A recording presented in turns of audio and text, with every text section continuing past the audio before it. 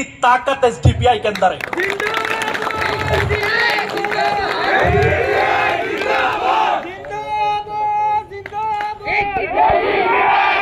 क्या ताकत है एसडीपीआई की?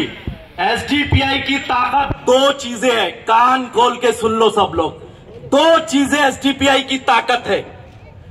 पहली ताकत एसडीपीआई की डॉक्टर बाबा साहेब अंबेडकर का बनाया हुआ संविधान, यह हमारी ताकत है।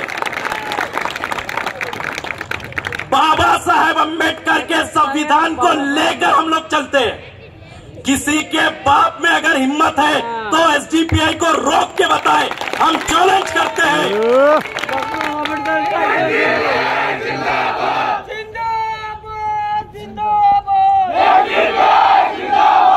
दूसरी ताकत एसडीपीआई की दूसरी ताकत ये भारत की, हमारे देश की जनता है। ये जनता ने एसडीपीआई मुल्क के किसी भी कोने में जब भी गई, अल्हम्दुलिल्लाह हर कोने में एसडीपीआई को भारत की जनता ने दिल से लगाया, सीने से लगाया। 2009 के अंदर ये पॉलिटिकल पार्टी शुरू हुआ। क्या टाइम था उस वक्त 2009 का? याद करो सेलू वालों, 2009 का टाइम कांग्रेस की हुकूमत थी। मुल्क भर में, देश भर में बम ब्लास्ट हो रहे थे। कभी मक्का मस्जिद में बम ब्लास्ट होता था, कभी अजमेर ब्लास्ट में बम ब्लास्ट होता था, कभी हैदराबाद में बम ब्लास्ट, कभी बंबई में बम ब्लास्ट। मुल्क के हर कोने में बम ब्लास्ट होते थे। बम ब्लास्ट होते थे, हमारे मस्जिदों को निशाना बनाया जाता था। मस्जिदों के अंदर मुस्लिम समाज के लोग बम ब्लास्ट के अंदर मारे जाते थे। लेकिन ये कांग्रेस की जो गवर्नमेंट थी, सेंट्रल गवर्नमेंट, जब जो है तो बम ब्लास्ट के आरोपियों को पकड़ने के लिए जब निकलते थे तो यही मुस्लिम बच्चों को जो है तो पकड़ के जेलों के अंदर ठोसे थे। पूरे मुल्क के अंदर, पूरे देश के अंदर सैकड़ों नौजवानों को जो है तो जेलों के अंदर बंद किया गया। वो टाइम याद करो। आज अगर देखो तो कोई 15 साल के बाद, कोई 10 साल के बाद, कोई 20 साल के बाद कोर्ट से बाइज्जत बरी, बेकसूर बोल के जो है तो छूट के निकल के आए। 2009 सेलू के लोगों याद करो, मेरे को बताओ 2009 में कोई एक भी इस देश के अंदर मर्द था क्या जो ये नाइंसाफी के खिलाफ आवाज उठाने वाला? कोई एक मर्द बताओ, पूरे हिंदुस्तान में एक मर्द भी था क्या? भूख से आजादी, खौफ से आजादी, भूख से आजादी, खौफ से आजादी। कोई मर्द नहीं था पूरे देश के अंदर।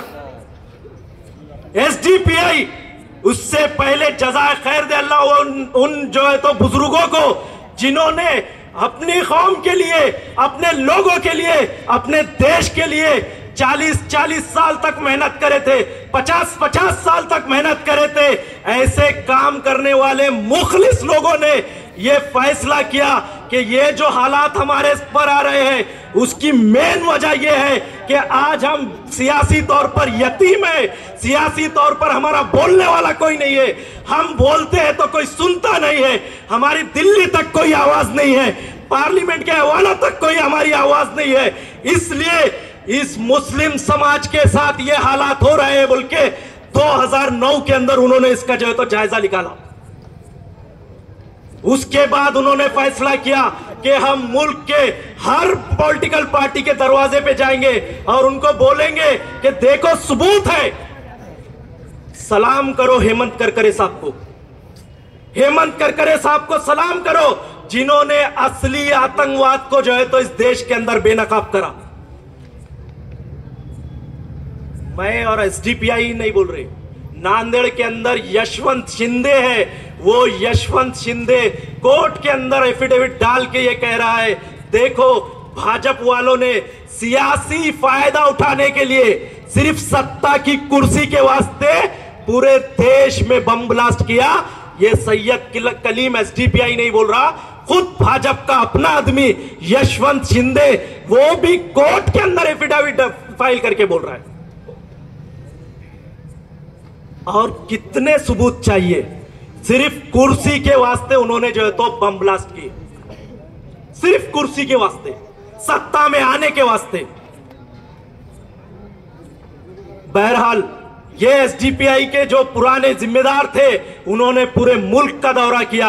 उन्होंने यूपी गए, उन्होंने वेस्ट बंगाल गए, उन्होंने आसाम गए, उन्होंने केरला गए, उन्होंने हैदराबाद गए। हर जगह जाके उन्होंने गुहार लगाई, इल्तिजा की।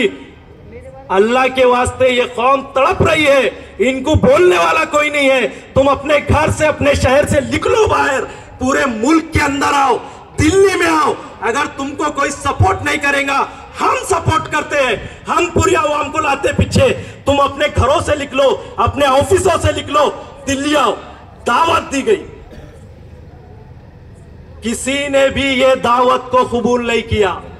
ना आसाम में की गई दावत को कबूल, ना यूपी में, ना केरला में, ना हैदराबाद में, कहीं पर भी ये दावत को कबूल नहीं किया गया। मजबूर होके वो मुखलिस लोगों ने ये फैसला किया, कोई नहीं आ रहा ना, अब हम खुद अपनी एक सियासत बनाएंगे, अपनी खुद एक सियासी ताकत बनाएंगे। एसडीपीआई का नारा है,